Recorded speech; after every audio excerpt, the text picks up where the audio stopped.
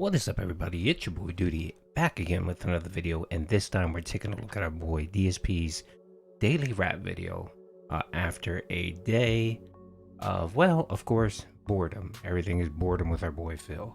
He played Resident Evil on the first stream, and then, of course, butchered Sea of Stars.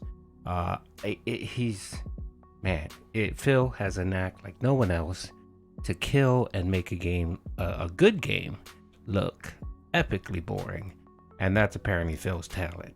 But let's see what Phil had to say on the Daily Wrap. Has some updates regarding some things, new stuff, changes, new channels, excitement going on around here. So let's recap it all. First of all, on today's Level 1 podcast, a big segment once again about DSP Throwback, because now the channel's been live for 3 days, and we have had 2 videos live of the Final Fantasy 13 original playthrough, now upscaled, remastered, video edited together, and a third one went live this morning. So with all of that going on, it was very exciting to talk more about it and say the views are pretty good. Part 1 has thousands of views. Part 2 is reaching 1,000 views. And I certainly expect that the performance of the videos on there will trail off. Right now, there's some initial curiosity because it's a brand new channel. And plus, it's Final Fantasy 13. It's an ongoing JRPG. It's not going to garner insane amounts of views on each part. It's not an action-based game. You know what I'm saying? But so far, I'm pleased with how it's going on that channel. In fact, we're on pace that probably within about a week to a week and a half could possibly repartner the channel, and then there would be ads on the videos over there, which would help, obviously get a little bit of additional income. So good stuff. Yeah, so this is essentially going to be YouTube Shorts all over again. Phil's super excited. He's claiming he's doing work when he's not doing any work, when it's actually one of his dents. LilShake&Bake apparently spilled the beans that he is the dent doing the work for Phil, which is interesting.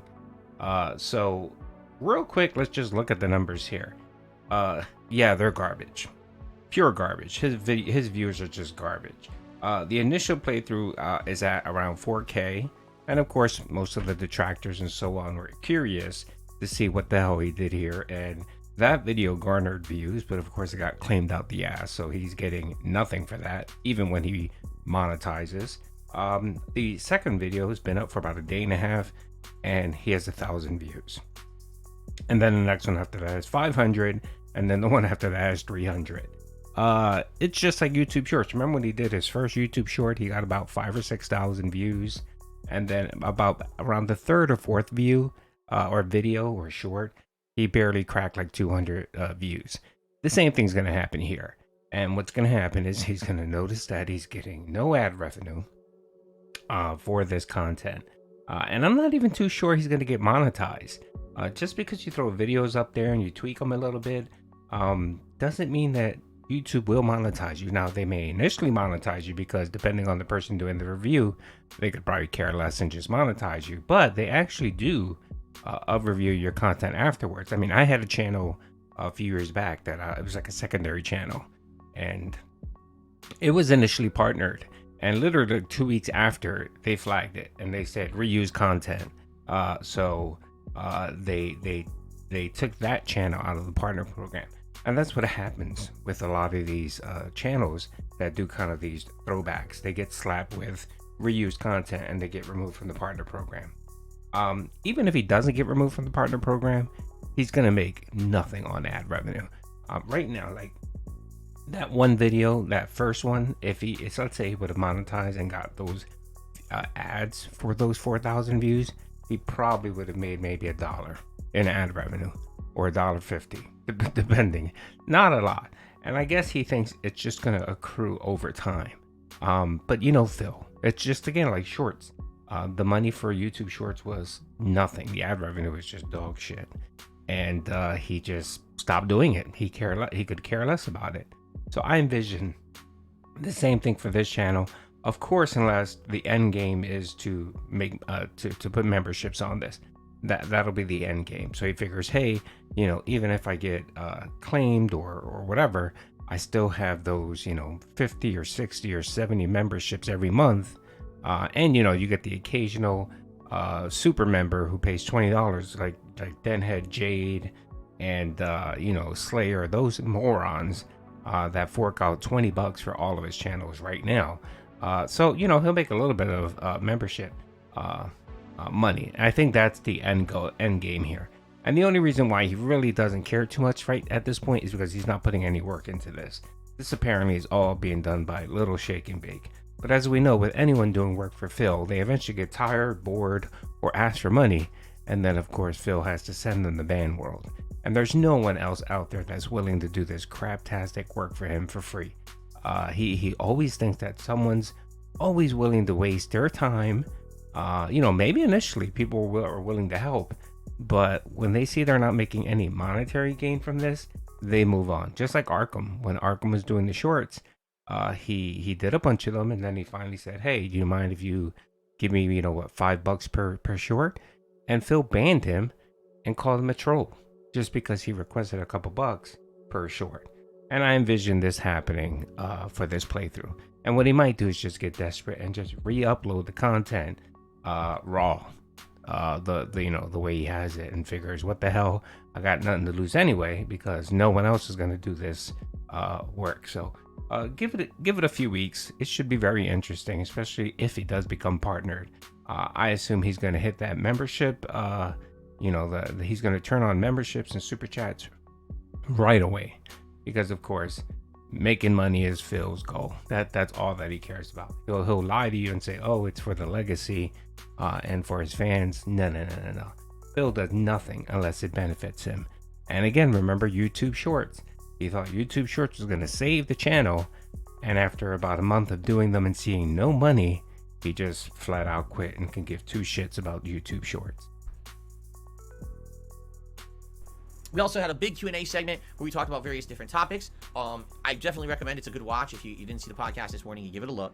Resident Evil 0 Remastered, my second session of it today. This is the second set of 3 hours, so basically we're 6 hours into the game now.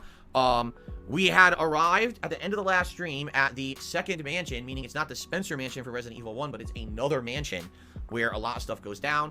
Let me tell you guys something, man. Playing this on hard, I remember particularly, now that I'm thinking about this Resident Evil 0 playthrough, I'm starting to remember things about it. I remember very difficult portions of it in my initial run, because you guys had me play it on hard 8 years ago. This run is just as difficult. Even though I've played it 8 years ago, I don't distinctly remember much about this game.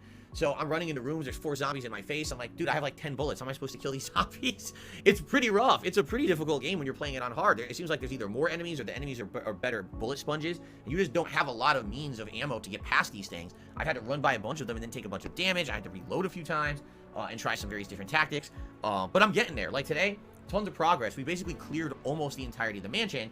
When you get to a certain point, you only have 2 or 3 rooms left to go, and then you got to go into this underground area.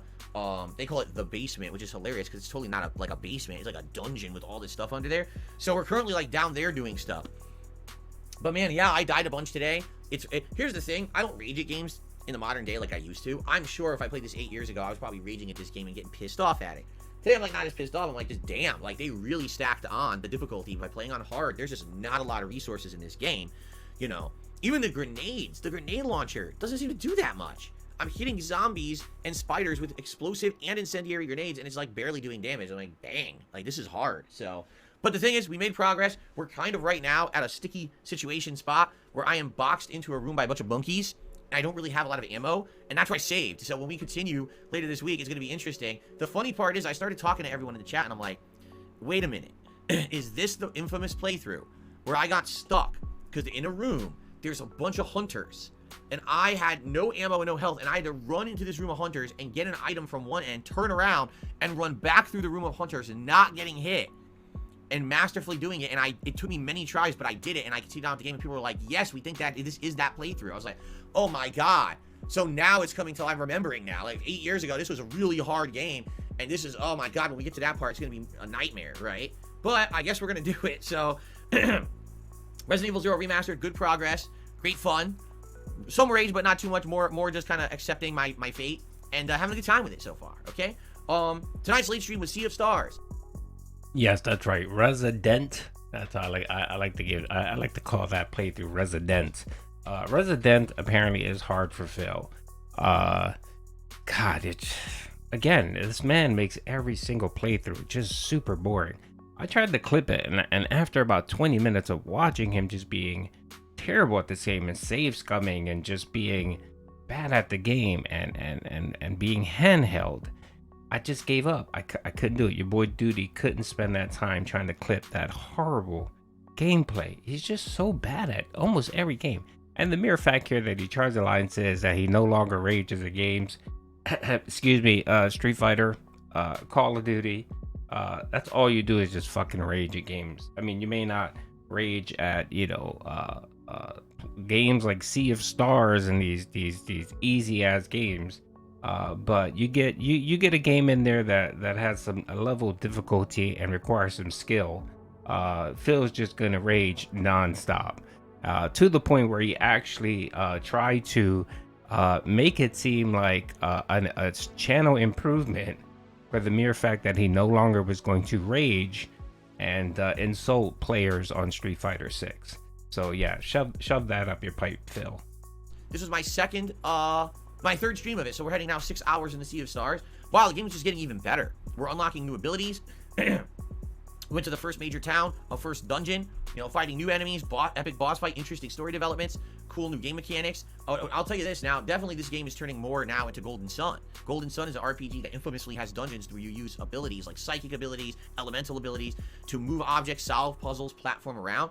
That's what the dungeons in the game are. So, dude, it's Chrono Trigger, Super Mario RPG, Suikoden, Golden Sun. Those are the 4 references I've got so far.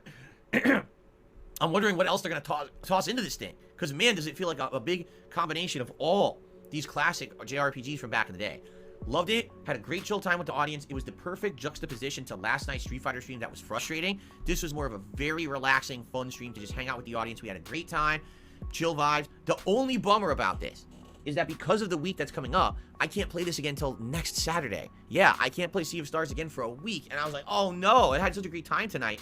To have to wait a whole week, that's going to suck. That might actually turn off some viewers from wanting to come back and watch, which really stinks. Why? Well, let me tell you. Because here's the schedule for the rest of the week. Tomorrow, it's the Level 1 podcast, my weekly React show, DSP versus the Internet on DSP React. And tomorrow night, I can't do gameplay because I have to film the private React videos for my patrons for the month, of which I have at least 3 to film. So I have to take the night, plus I need to work on my year-end series, so I can't stream tomorrow night.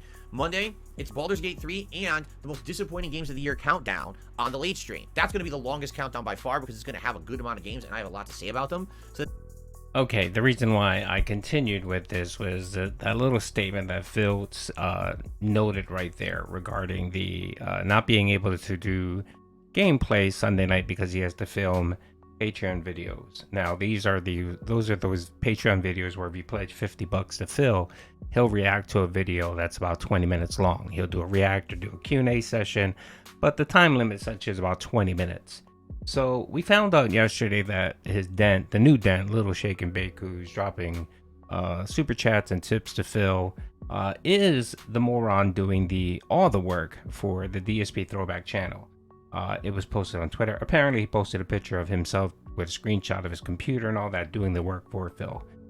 So that's how people identified that it was LilShake&Bake. So last night during the Sea of Stars playthrough, apparently Phil had mentioned to the Dents that especially to LilShake&Bake, was that he got his note regarding the Patreon video for him. He got his $50, and that he was going to film his React video on Sunday night. But the problem was that the video was 30 minutes long, and of course, LilShake&Bake didn't follow the rules. It can only be more than 20 minutes because a 30-minute video would take Phil nearly an hour to react to, and it's just way too much time, and $50 is just not enough, right? Phil,